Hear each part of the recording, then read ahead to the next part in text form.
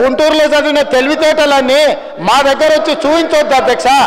మేము గవర్నమెంట్ స్కూల్లో చదివి వచ్చినాం, మేము గుంటూరులో చదవలే. మా తెలుగు మీడియంస్ అధ్యక్ష, తెలుగు మీడియం గ్రామీణ ప్రాంతాలలో గవర్నమెంట్ స్కూల్లో చదువుకొని వచ్చినాం అధ్యక్ష. మేము గుంటూరులో పోయి చదువుకొని రాలే, ఆ తర్వాత పూనా పోలే, ఆ తర్వాత విదేశాలు తిరగనికి పోలే. మేము ఇక్కడనే పుట్టినాం, ఇక్కడనే పెరిగినాం, ఇక్కడనే చదువుకున్నాం. లోకల్ పరిజ్ఞానంతో పనిచేస్తున్నాం అధ్యక్ష. ప్రజల బాధ తెలిసిన వాళ్ళం అధ్యక్ష. మేము 4 ఇంగ్లీష్ ముక్కలు వచ్చినంత మాత్రాన అదేదో గొప్పతనం అని దాని మీద ఏదో పెద్ద ఉపన్యాసాలు ఇచ్చి దాన్ని చూపించి ఏదో ఏదో సాధించినామని. కాబట్టి ప్రపంచంలో అత్యధికంగా ప్రపంచాన్ని శాసిస్తున్నది చైనా, జపాన్, జర్మన్. ఆ దేశంలో ఎవరికేం ఇంగ్లీష్ రాదు, కానీ వాళ్ళు ప్రపంచాన్ని శాసిస్తున్నారు ఆర్థిక వ్యవస్థను.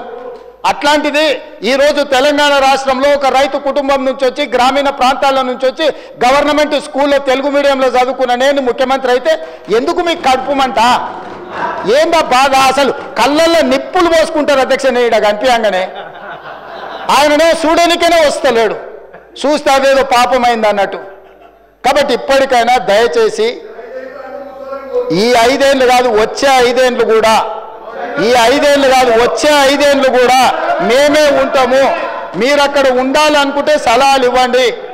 పెద్ద ఆయన మీకు కుర్చీ ఇయ్యాడు. నేను మళ్ళీ కూడా చెప్తున్నా, పెద్ద ఆయన గురించి నీకు ఎంత తెలుసో తెలియదు కానీ నాకు చాలా తెలుసు.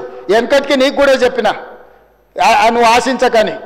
ఇప్పుడు కూడా నేను చెప్తున్నా, పాపం ఉండనియండి, పెద్ద మనిషి తెలంగాణ కోసం కొట్లాడిండి అని మీరే చెప్తారు.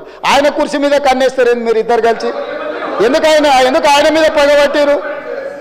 కుటుంబంలో పెద్ద దిక్కు ఒక ఆయన ఉండాలి, పెద్ద దిక్కు ఉంటేనే గౌరవం ఉంటుంది. పెద్ద ఆయనను కూడా ఖతం చేసి కుర్చీలో కూర్చోవాలనే స్కీమ్లు వేయకండి.